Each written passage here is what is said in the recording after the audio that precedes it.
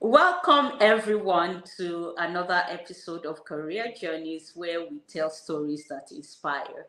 I am very excited about my guest today. I will give her an opportunity to talk about herself, to introduce herself better.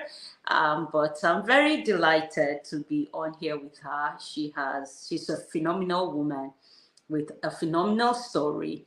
Enjoy listening to her today. Welcome with me, Tosin Oladunni. Welcome, Tosin. Thank you so much. Thank you, PM, and thank you to the viewers. It is my pleasure to be here. I'm looking forward to this conversation. Oh wow! Let's jump right in then. Can you tell us a little bit about your educational background? Sure. So I have a bachelor's, or my undergrad is in computer engineering, which is a hybrid of electrical engineering and computer science. So I had the opportunity to pick whether I wanted to specialize in hardware or specialize in firmware or software or programming, and I specialized in hardware. So computer engineering, and I got my degree from the Illinois Institute of Technology in Chicago. And then I'd always wanted to do an MBA, always. I think even before I actually did my undergrad degree, my sisters used to joke that I was a boss lady and needed to go. So about 5 years into my working career, I went back to school. Well, I worked and was going back to do my MBA part time at the University of Chicago. So I finished at the University of Chicago with an MBA specializing in finance and strategic management. And that's it. And that's it. Wow, that's amazing. So, why do you remember when you first started desiring an MBA? Was there any particular incident that triggered that or inspired that? Was it That's a somebody? good question. I think it wasn't one thing. I think I've always been fascinated about what a good leader can do, right? About how somebody who is able to craft and to set a vision can influence people to a greater goal, a greater vision, a greater ideal, and I thought that doing an MBA or getting an MBA was a good way to ground myself in some of the things a good leader should know. What should you know?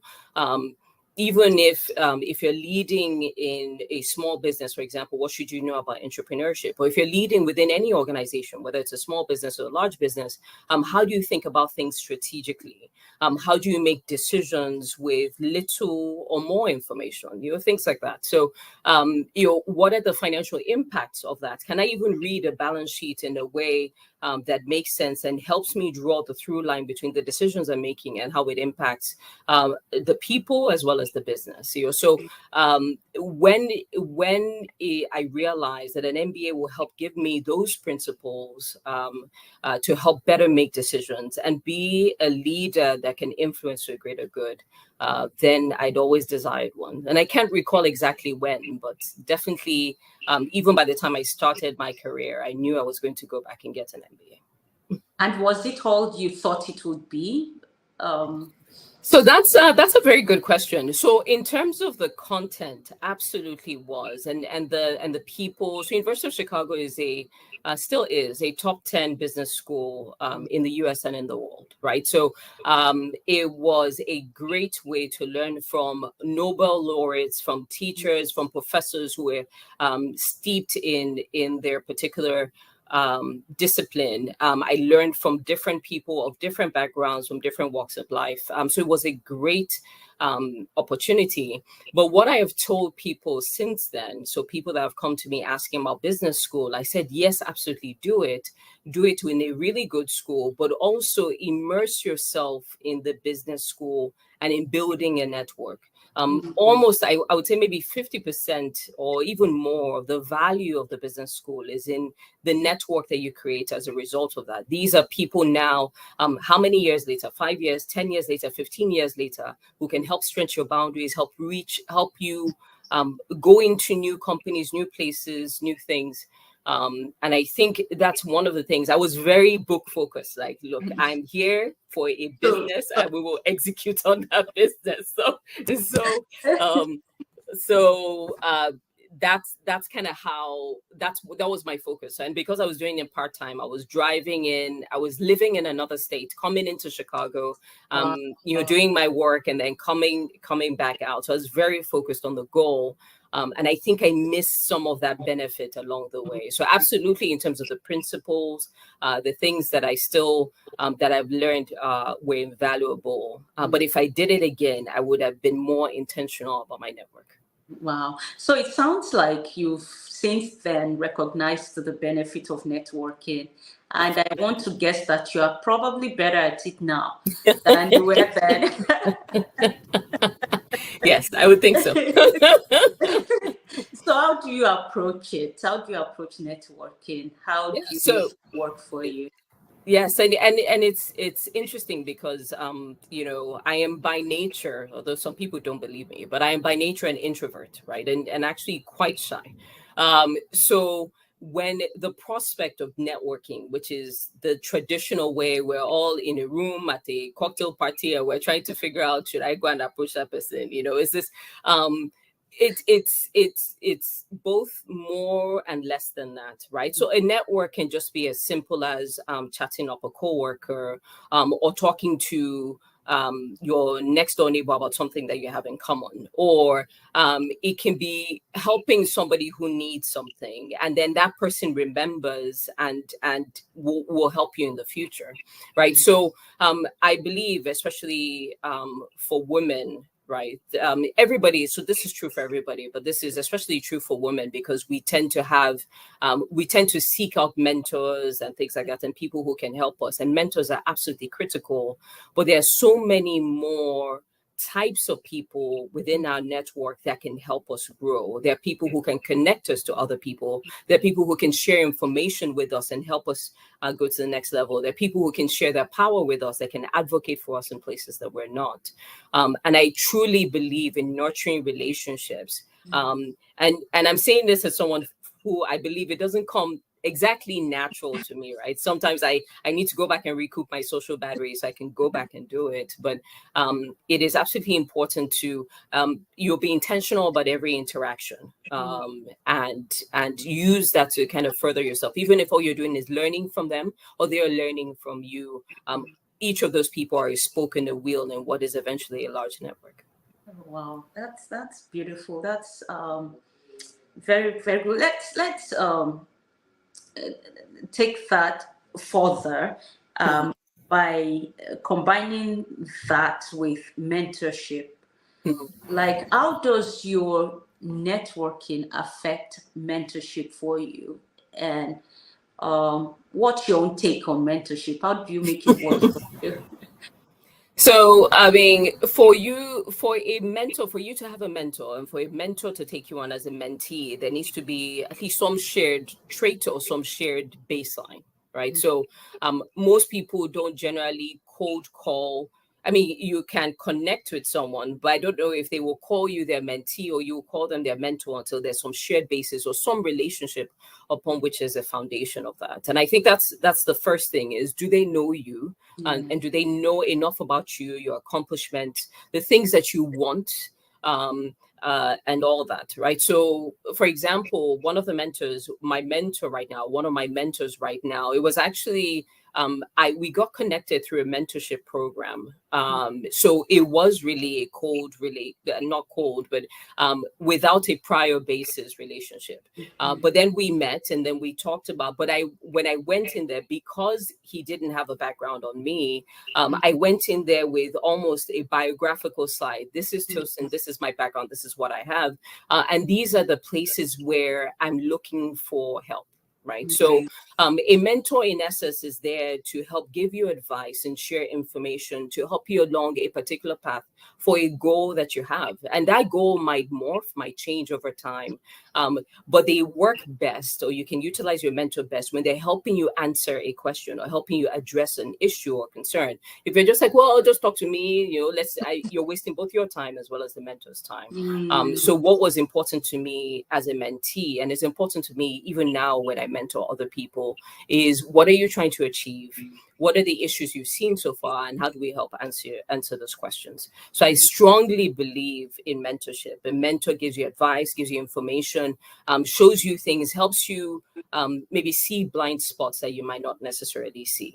But as I've said before, a lot of us are mentored, have a lot of mentors, but we don't necessarily build up sponsors or advocates. So these are people who can stand, who not only give you information, but that are speaking on your behalf when you're not there. Now, a mentor can do that, but a mentor might be limited to giving you advice and kind of moving on. But if you have an advocate, somebody who can promote you when you're not there, somebody who can speak about your skills, and that person obviously needs to know what you're capable of doing and what you're interested in doing, that takes you and propels your career even further. Yeah. So how do you make that ask? How do you tell someone I need you to speak on my behalf? Or do they just intuitively, based on their relationship with you, do they just know that that's the role they're supposed to play in your life? Or, do you have to actually be more proactive? Yeah, so I know it's easier to hope that the person on the person Person the kind of person will gets just it. know. Don't you just know that I need your help? But I've said it before that your actions. So one of the entry level requirements is your performance, right? So your performance has to be excellent. You have to be diligent in the work that you do, but your performance is not sufficient to speak for itself. Your words need to speak for you.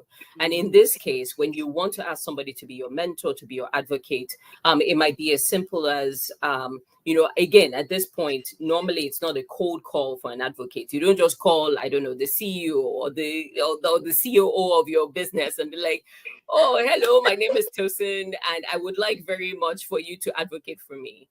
It is it is more of they have a prior knowledge of you, they have a prior relationship with you, or at least some connection. Maybe if they don't know you as well, you have an intermediary that can vouch for you, and you be clear about your intentions. Hey, Mr. X, Miss Y, these are the things. This is my career so far, and this is what I'm trying to do. How would you recommend the steps that I take? Or this, I'm trying to get into this position. What would you recommend that I do? So ask them for advice and ask them for feedback. To know if PM can hear me? Yes, I can. Okay. All right. So, okay, good. So Perfect. ask them for advice and ask them for feedback, and then make it such that there is almost a symbiotic, they have a stake in your success, right? By saying, this is what I want to do. And how do you advise that I do it? Or where do you say I should talk to? Give them action points that would allow them to execute on your behalf, right? Oh, I've always wanted to do, let's say the sponsor or the advocate that you're approaching is within the same company that you are. You would say, well, I've always wanted to do XYZ, but I'm not sure what steps to take. What would you recommend that I do? And all that. And then you follow up with that recommendation and you come back and say, I've done that recommendation. Who do you recommend I speak with? And things like that. And give them action points to be able to do. Almost you're delegating up or signing up. And that gives them a stake in your success. And then you will find that as a result, then you'll be able to get to a point in your relationship where you're more explicit. Hello, PM. Hey, Mr. X. Would you be able to speak up for me? I believe the promotion thing is happening now, or the promotion cycle is kicking off now. Can you speak on my behalf and things like that? But you don't go directly there. You give them a stake. You both show that you're invested in your success, give them a stake in your success, and grow it from there. Wow. Do you find that this is more difficult for women to do than men, or? Absolutely, I think it is, right? Because I think whether, I guess it might be stereotypical, but it's a stereotype because it's generically true, is that we're more reticent to ask to actually make a request. it's the same thing how, they've done the research, and I don't know what the percentage is, right? So when women see a job or a job opening, they don't apply until they feel like 90%, 100% of the qualifications match up with something they've already done. Where men, they will take a risk, like, okay, you take me as I am, right? It's the very same thing.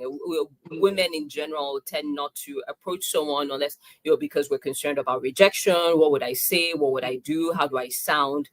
Where, as they say, in our feelings sometimes, not every time. Again, this is not a general rule, but it is a lot that for women, we sometimes find it difficult to approach people or to speak up, and all that. And I think one thing to keep in mind, and when I think about the things that have helped me thrive in the field that I am, is remembering that the strengths that you have might look different from others, but what brought you to where you are does not make you any less than what other people have, right? So, and as a result of that, you have absolute standing to make a request, to ask, to be all that you can be wherever you are, because you're uniquely positioned to make a difference. So. Wow. So apart from that, what else has helped you to shift your mindset? Yeah, so I think so that is a primary, and I can't overemphasize it. I know I'm going to sound repetitive, but it was very, very helpful and mind altering for me,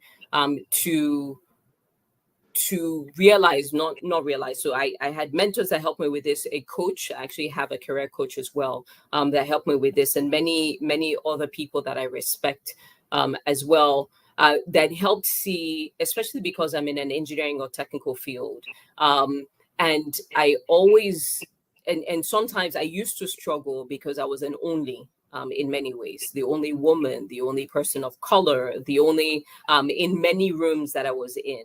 And I thought that, man, if I speak up, I'm speaking on behalf of my entire gender, my entire race, and I don't want to say anything stupid or seem stupid or say something silly. But again, the reason why you are where you are, you were hired, you were brought in, whatever it is, and you are promoted, or you are in the position that you are, that you have certain strengths that may look different from other people's strengths, but they have certain strengths that have brought you to where you are. So lean into those strengths and use them to your advantage, and surround yourself with smart people that help lift you up. So I think, so that's one thing that has helped me, is just remembering that I may be different in some ways. Maybe there are people that are more technically adept, that have been coding since they were 5. And my first exposure to coding was in college, whatever it is. That doesn't make me any less, because the strengths and the things that I bring to the table are just as important for the moving forward of the organization. So that is one thing, and there are other things, and we can have more conversations about it. Oh, wow, that's excellent. That's beautiful. Now, you already started to talk about my next contribute to my next question, which is about being in a male-dominated field. Now, what do you think has equipped you the most to lead? I know you are a leader. Okay, let me backtrack. Let's talk about your leadership journey, and then talk about being a leader in a male-dominated field. So, what has your leadership journey been like so far?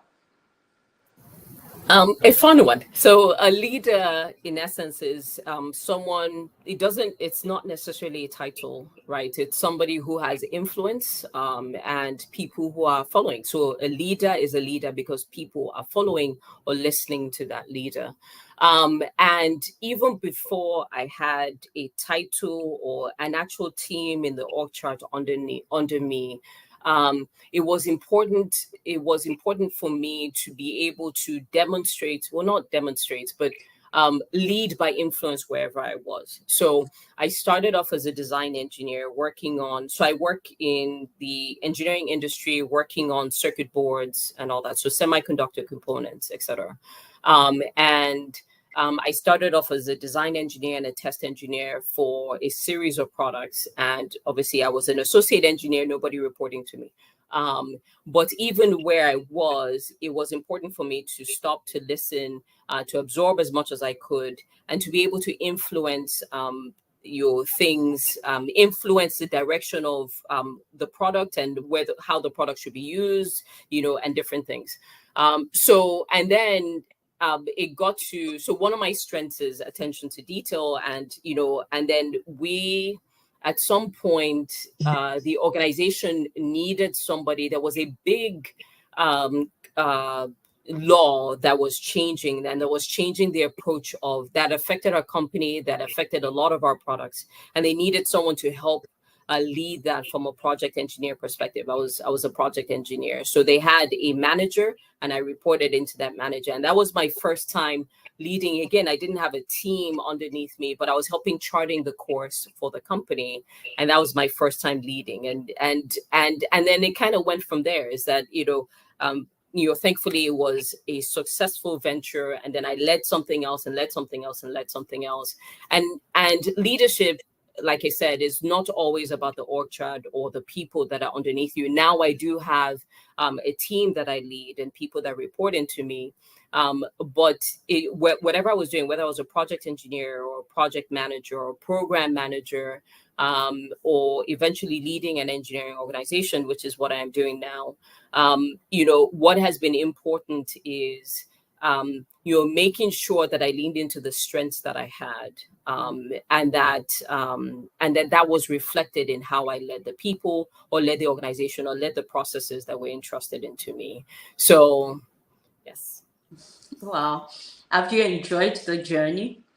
I have. Yeah. So there are things that I know now that I wish I knew 10 years ago, 15 years ago, so, but I have enjoyed the journey. It has been, when I look back, I am incredibly thankful for the people that I met along the way, the lessons that I have learned as well. But like I said, I wish I knew some of the things I know now, then, and which is why it's important to me for me to pour into other people, so that they can learn from the things that I know now, Yeah. and hopefully accelerate faster in their leadership journey. So how do you choose people you're going to pour into? Um, Maybe through a formal relationship, mentoring relationship, or just an informal relationship. How do you determine, who you are going to invest into? Yeah, so I have people that, um I'm trying to think if I have chosen or they have chosen me. So so so so So let me it ask you: is. Do you then invest in everyone that's chosen you? Do you? No. So it is very much what I mentioned earlier about mentoring and being intentional. It is important to me as a mentee that you're actually, that you're invested in this by exercising the advice, right? So is this somebody who knows why they want this mentoring relationship, and very importantly wants to be able to execute on the basis of this relationship, or do something, or take advice? Like, if we're just chatting every week or every 2 weeks and nothing has changed and you're not doing anything, then it's not, I'm pouring into you, but it's like a basket, right? So nothing is happening as a result. But I think it's the execution. When I see, and which is why it's important for me as a mentee to do this, I actually take notes when I'm having conversations with my mentors. They say this, they said this, they said this. I haven't yet executed on this, but this is what I am going to do. And it doesn't mean that everything your mentor says is something you will take as the gospel truth. But I think you should also be frank with them and say, this is why I don't think it quite fits what I'm trying to do, because this is the direction I'm going.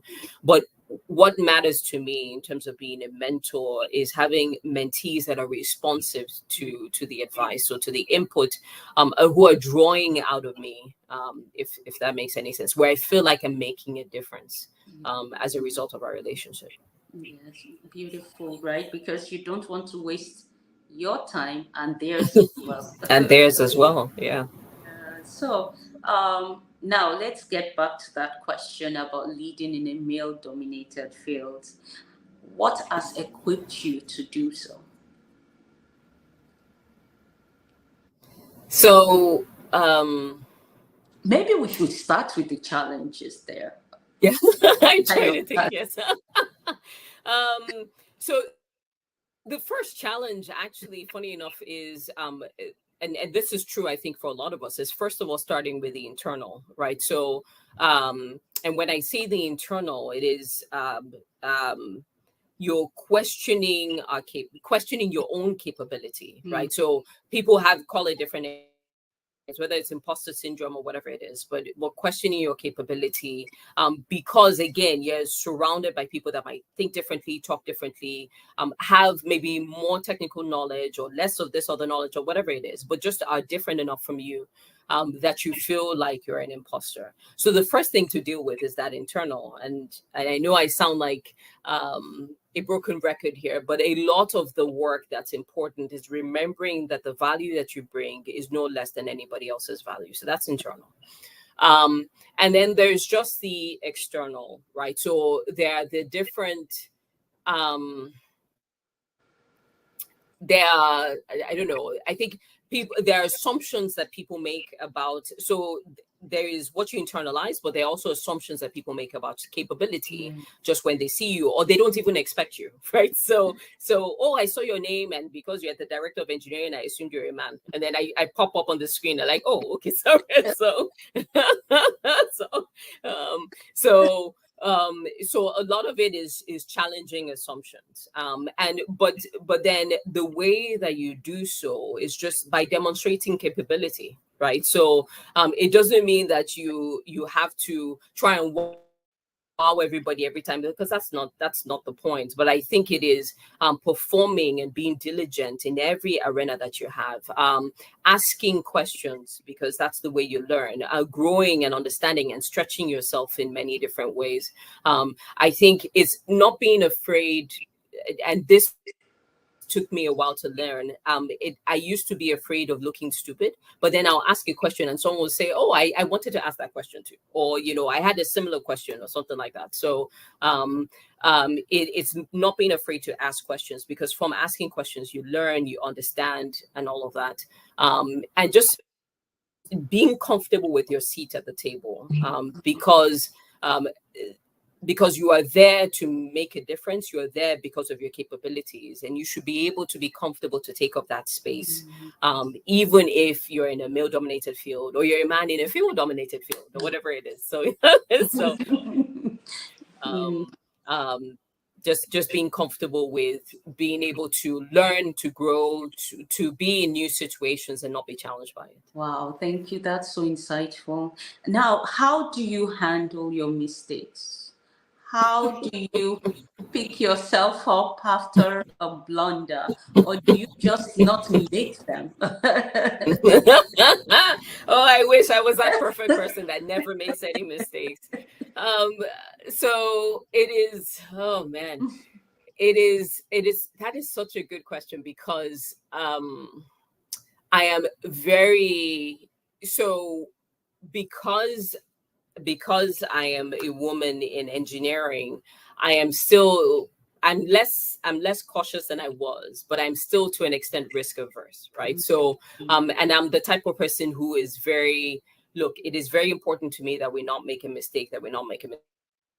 But one of the things I've also learned is that in being risk averse, it inhibits me from executing as quickly as I could. Mm, One of the phrases that my coach says is moving at the speed of business, right? Which is, I'm the type of, not only am I analytical by nature, but then also the caution of just making sure I get it right means that I'm trying to assimilate as much information as I can before I then make a decision, because I am wary of making a mistake, because I feel like I am under the microscope, right? So but I've learned to be less wary of it and say, look, you know, with the information that we have available, these are decisions. This is a decision, and we have to make a decision. This is a decision that we have to make.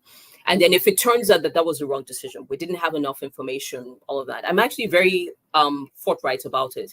This is where I see the gap was. We didn't ask the right person, we didn't get the right information, or our information was lacking, or we had the right information and we didn't synthesize it correctly.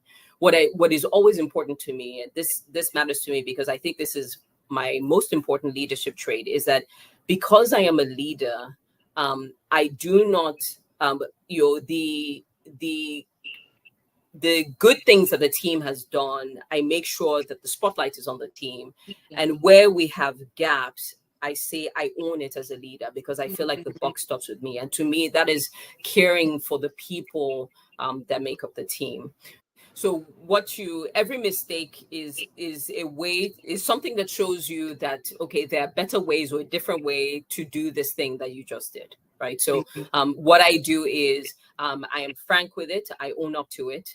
Me as the leader of the team. And then we take, more importantly, lessons learned from it and say, what does this teach us? How do we do this differently in the future?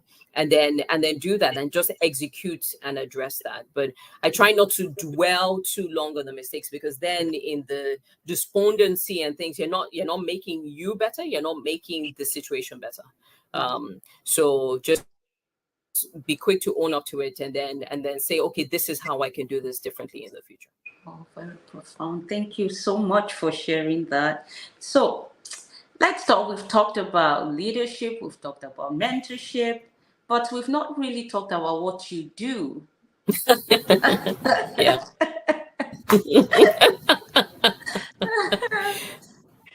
I know it's very technical. I know it's very, but in as simple a way as possible. Can you please tell what keeps Tosin Oladunni engaged in a typical workday?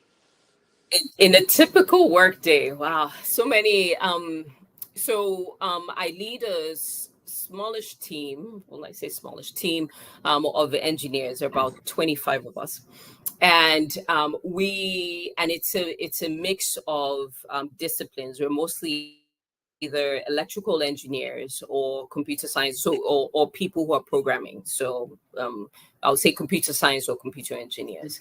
And what we're doing is we make a physical product, we design a product. And that's one of the things I really love about what I do, is that I can go to a manufacturing line and see the product that we designed at the end of the line, right? And not to say that people that create virtual products or cloud-based products or people that are in the service industry are not doing great things. They are, but there's some pride in actually seeing our product on a manufacturing line, or in people's or in buildings or things like that. I work in a company where we design electronic products that are used in life safety, and that's another thing that I like, is that it matters that our product works well and works well consistently, because it's used in the life safety business. So a typical workday can be anything about, so for example, today I had to answer or make a decision on the spot about a manufacturing, like, okay, what design do we use here? We have done some testing and we haven't quite completed the testing. We have a reasonable confidence, we're not quite sure. What do you say? And then with the limited information we have, then make a decision right there and say, look, this is the design we should use, and this is our fallback plan if that doesn't work, for example. Or it can be a question about a customer complaint and how and an issue with one of our products, maybe an installation. How do we address it? What do we do to find the root cause and address it? Or working with quality, or working with manufacturing, or things like that. So there are many different stakeholders that interact with engineering and with design.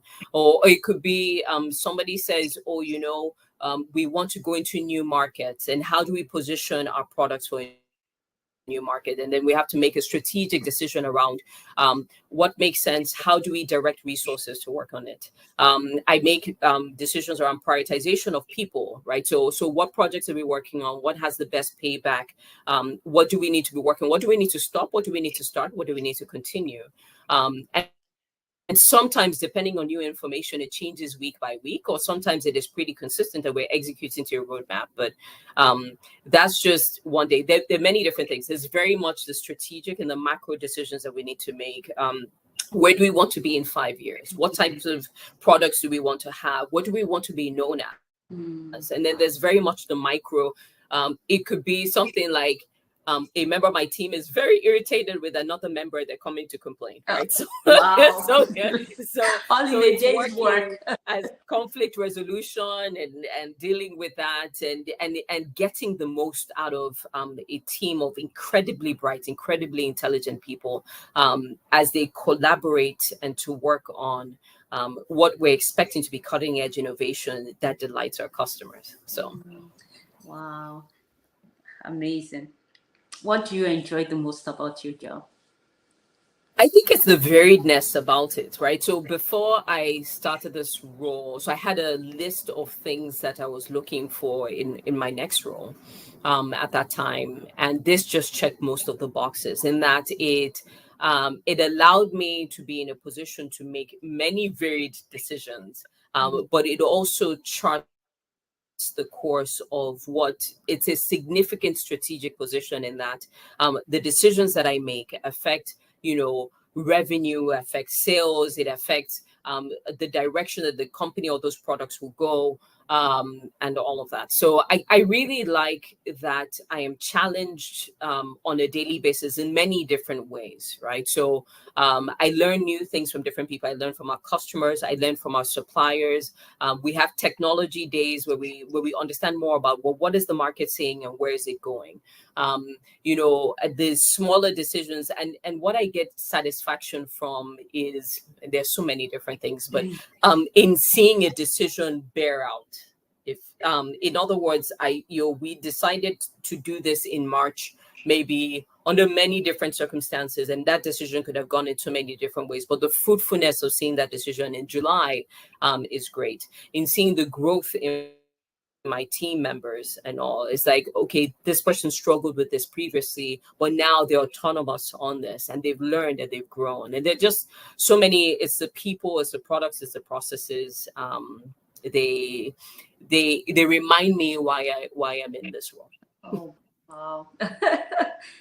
So what's a great day? What makes a great day? What are the ingredients of a great day for you?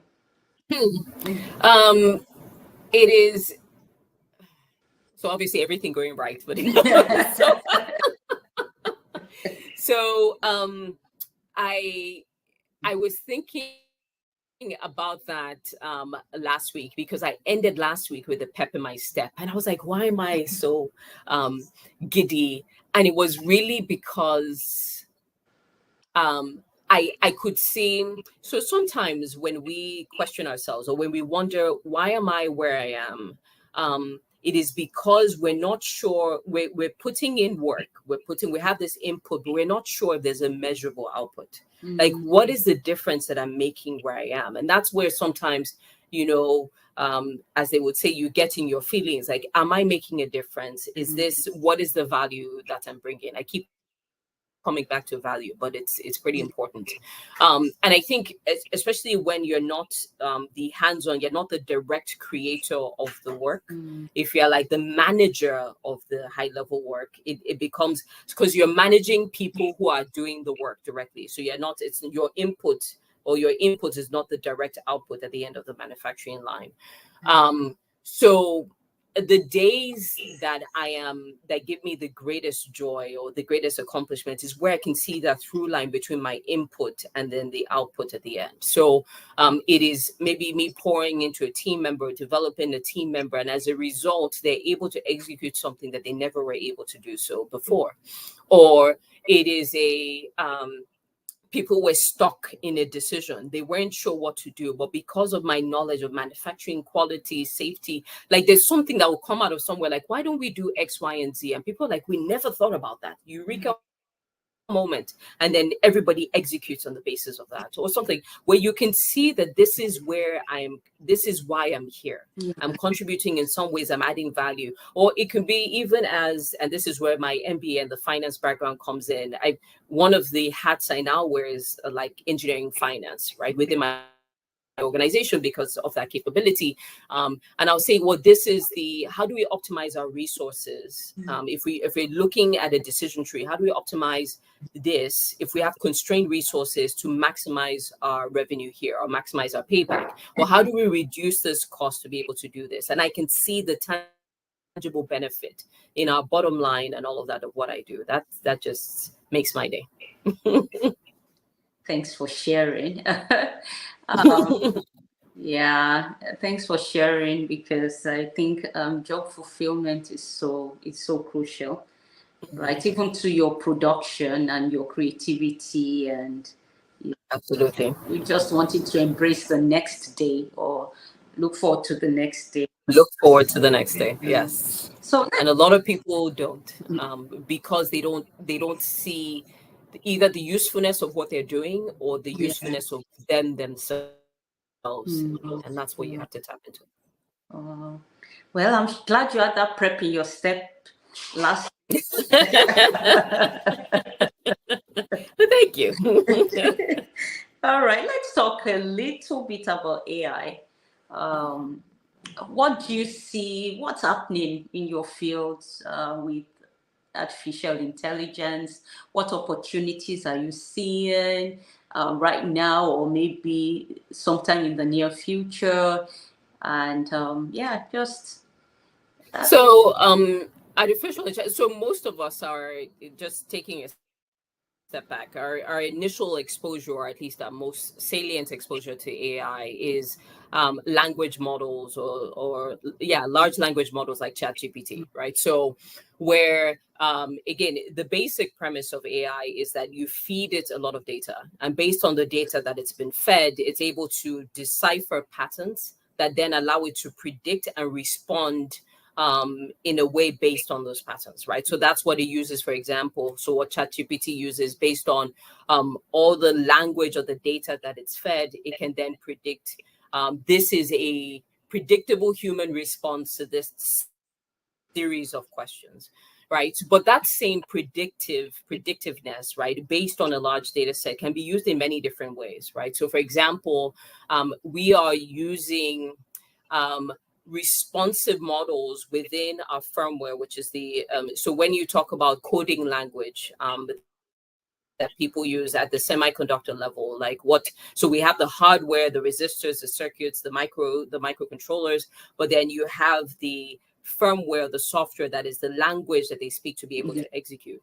So in those types of algorithms, you can actually have a dynamic algorithm that says, look, on the basis of all of this historical data, everything that I've stored in my memory, this, based on this information I'm seeing, this is the best response. So an actual dynamic language or dynamic responsive model, and that can be used in many different ways. So we're seeing, for example, um, AI being used in like motion detection, AI being used. So the types of products that we do go into commercial buildings, right? So AI being used to predict motion and how Mhm. people respond to safety events and things like that. And we're seeing it at a smaller and smaller level, right? So it's being used, I think, at the microcontroller level. It's being used for a network of circuits or network of boards within a building. So I think there's so much more to go. I think we're still scratching the surface of how exactly we can apply it. In some ways, we're even using it within our processes, right? So how do we use AI to kind of optimize the way we design, for example, or can it find, when we find ourselves in intractable issues, are there better ways to think about things or approach certain things in the way we design, right, Yeah. for example. So I like where it's going. I think there's so many ways that we can utilize it. But to me, what is important is that it's dynamic, is predictive, and then we can use that in many different situations. Yeah. Do you see it as being disruptive in your field? Maybe even in the way it may affect jobs, or Jobs. Yeah. So, yes, it has the capability to be disruptive. I don't think we've figured out how yet. yeah. so, so, um, could you so even right now, so an engineer can lay out a circuit and say, look, I want a circuit that does X, and an engineer can lay that out. And if you have an AI model that's advanced enough, and in fact, even today we use simulations Mm. and different tools that help optimize the circuit. So it can't be a big leap to then have an AI model or something like that can do that just as effectively. But I think, again, where they said it would be harder for AI to displace people is really that there's nothing as responsive as a human being to certain situations. Now, I mean, obviously, one person with one viewpoint will not have the same depth or well, really breadth that an AI model would with multiple viewpoints. But I think it's the responsiveness in a particular situation is like, okay, if I get into this complex situation, how do I respond? How do I analyze this? How do I make a difference? How do I change the circuit, change this component? If this happens and this happens, I think there's something about the human element that I don't yet know how AI could potentially replace from a Mm. design engineering perspective. Mm. But I'm sure there is a way. We'll just have to see. Yes, Yeah. exactly. Or we have the well, I think ideal world where AI is just helping the engineer to do his job better, where Exactly. kind of a co-piloting Yeah, so to and optimize mm, processes, so things, so there's a lot of work that maybe an engineer or just anyone can do mm, that is not technical work. It's necessary mm, work, but it's not technical work. And mm, can AI assist in that and making them or allow them to do their work faster yeah. and all that? Can it help them adapt their processes to do something differently Mm, and faster? And I think we're using that right now, or at least looking into it for project management. Like, how can it assist a program manager or project manager to mm, synthesize information faster, or to be able to develop better models to be able to figure out how do I predict how long this project should take, or where the issues are, or how do I get around the critical path and things like that. So we are looking for ways to incorporate it, not use AI just because AI is a thing, mm. but use it in a way that actually makes sense for the things that we're trying to deliver. So. Yes, exactly. It's not every AI project that's worth it. Exactly. And plus, I mean, it costs money. It costs to train a model Yes, it does. and to customize it to your own specific, To your own needs. yeah, Yeah. to your needs, to your to the knowledge base within your own company, your own enterprise. I know, but it's going to be exciting to Yes, it see is. how these things play out. Wow, very good. Thank you so much. It's been great having you with Thank me you. this episode. It's always a delight to have conversations around careers, around engineering, around leadership. I love your insights on mentorship and sponsorship, advocacy. Just that, those are Mhm. just terms that are not as popular as mentorship, but they're Mentorship. as important. Uh, Absolutely. so I always love to hear you speak on these things. Thank you for being gracious and so Thank you. giving us such insight into how you think, into how you approach all these different areas where your career is concerned. And I know that the people watching this are going to really have a lot to take away from this episode. I look forward to having you again sometime soon. Thank you, PM. It is my pleasure to be on here and to have had this conversation with you. And I look forward to future conversations as well. You bet. You are coming back soon. All right. Thank you, everyone. Thank you for joining us again on Career Journeys. I want you to go ahead and like this, hit the like button, share this episode, let somebody else hear something that's going to be beneficial to their career journeys. See you next time. This is Myra Gisheson signing out and saying,